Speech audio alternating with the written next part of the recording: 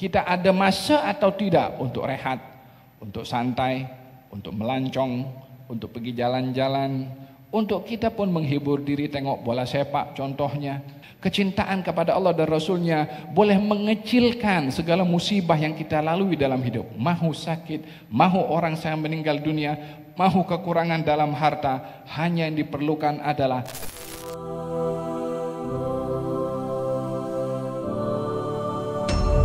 oleh sebab itu kecintaan terbagi kepada dua bahagian, kecintaan kepada Allah dan cabangnya, serta kecintaan pada selain Allah dan juga cabangnya.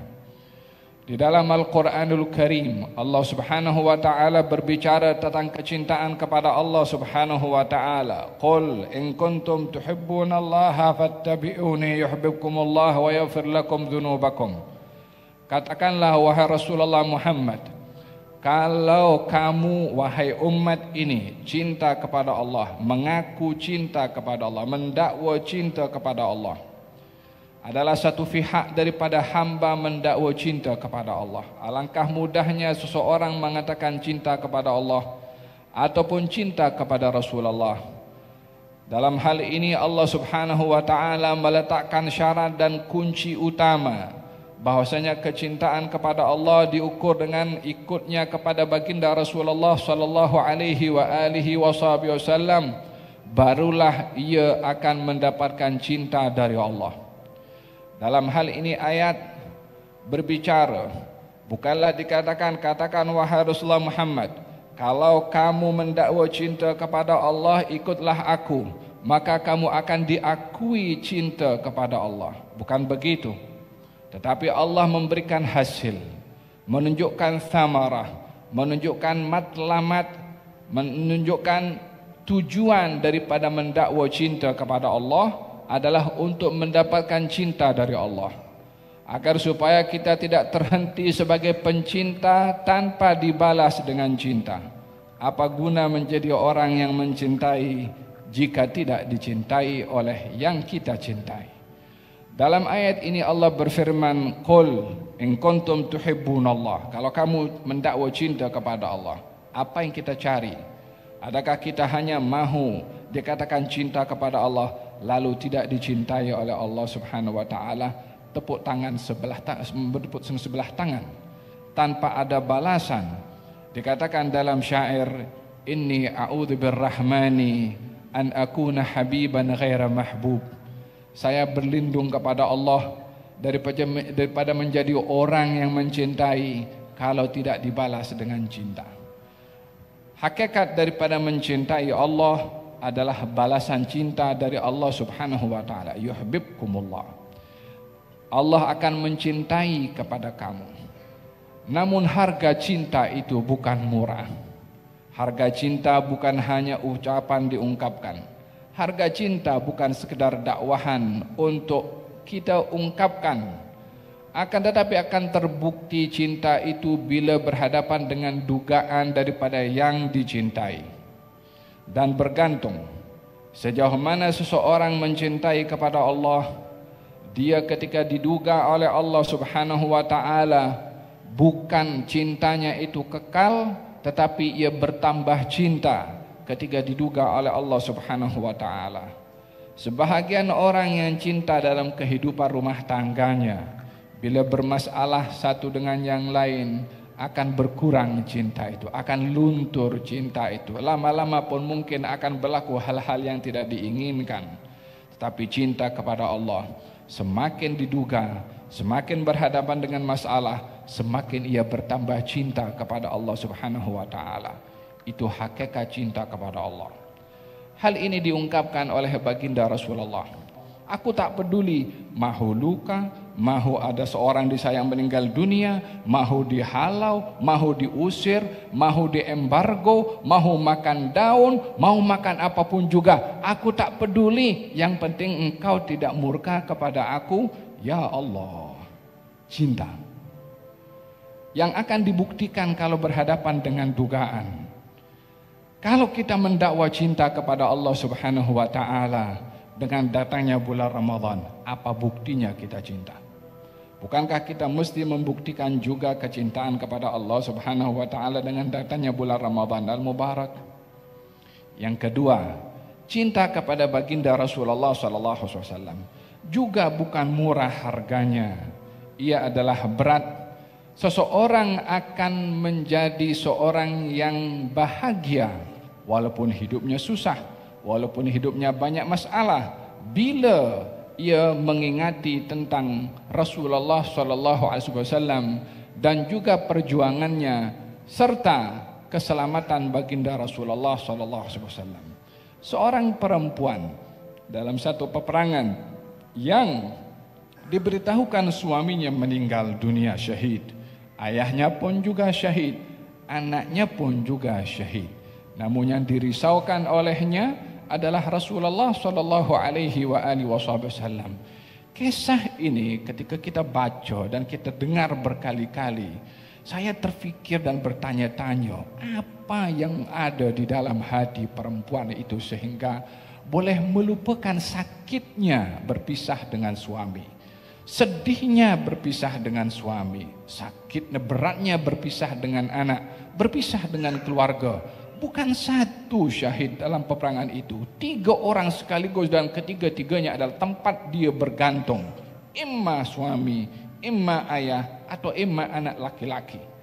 Apa kurangnya musibah yang dihadapi oleh perempuan itu, yang kalau sebahagian orang berhadapan dengan musibah, kadang-kadang orang disayang meninggal dunia, betapa beratnya itu. Sebagian orang mengatakan, kenapa dia pergi dulu bukan saya? Macam dia siap nak pergi dulu. Namun ungkapan itu menunjukkan betapa beratnya dugaan yang dihadapi olehnya. Coba kaji ini sirah ini, perempuan ini ketika mengatakan kepada orang yang ditanya, Rasulullah bagaimana? Katanya Rasulullah bikhair, Rasulullah itu sehat. Katanya biar saya tengok kepada dia. Baru dapat berita 3 orang yang dekat dengannya syahid dalam peperangan. Boleh semuanya itu tertolak tepi. Yang menjadi fikirannya adalah tentang Rasulullah sallallahu alaihi wasallam, dan beliau mengatakan ketika melihat kepada Rasulullah dalam keadaan sehat, katanya kullu musibatin ba'daka jalalun ya Rasulullah. Kalau setiap musibah, apa saja musibah itu, selagi tidak menimpa kepada engkau, sehingga selagi engkau sehat, selagi engkau selamat, semua musibah itu kecil bagi aku. Ada musibah tapi kecil. Kecil apanya musibah itu? Dengan 3 orang yang paling dekat dengannya syahid dalam peperangan. Artinya kecintaan kepada Allah dan Rasulnya itu boleh melemahkan segala kesusahan yang kita hadapi dalam hidup ini. Kecintaan kepada Allah dan Rasulnya boleh mengecilkan segala musibah yang kita lalui dalam hidup. Mahu sakit, mahu orang saya meninggal dunia, mahu kekurangan dalam harta, hanya yang diperlukan adalah memperkuat hubungan kita dengan Allah dan memperkuat hubungan kita dengan Rasulullah. Akar itu bila menguat di dalam hati dan jiwa, kita adalah orang yang paling bahagia di hidup di atas muka bumi ini, walaupun 1001 masalah yang kita lalui dalam hidup ini. Hadirin dan hadirat yang dirahmati oleh Allah, sebagai gambaran yang diungkapkan sebentar tadi oleh dua penceramah kita yang mengingatkan kepada kita bagaimana kita menyikapi Allah Subhanahu wa taala dalam ibadah dengan cinta, yakni supaya dapat diterjemahkan ibadah kita dengan Allah Subhanahu wa taala dengan perasaan kita seronok dalam kita beribadah.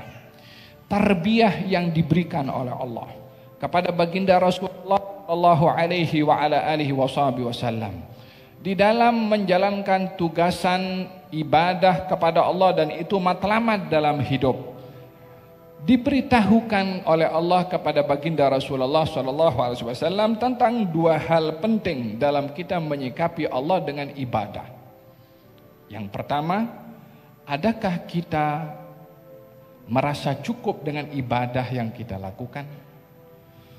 Sampai bila kita itu perlu ibadah kepada Allah sehingga kita ada masa atau tidak untuk rehat, untuk santai, untuk melancong, untuk pergi jalan-jalan, untuk kita pun menghibur diri tengok bola sepak contohnya, atau apapun juga yang kita ingin mendapatkan hiburan dalam hidup ini.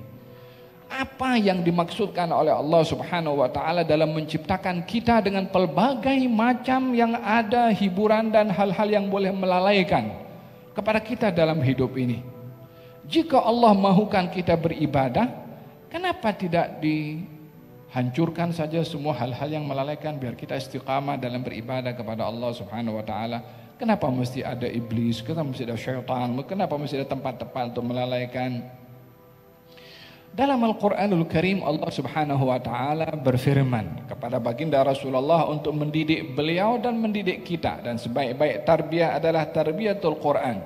Yang pertama, fa idza faraghta fansab. Kalau kamu selesai daripada satu ibadah, maka hendaklah kamu bersegera merancang, berazam untuk beribadah yang lain. Ayat ini hari-hari kita baca, kerap kita mendengar. Saya yakin semuanya pun hafal dalam surat Alam Nashrah.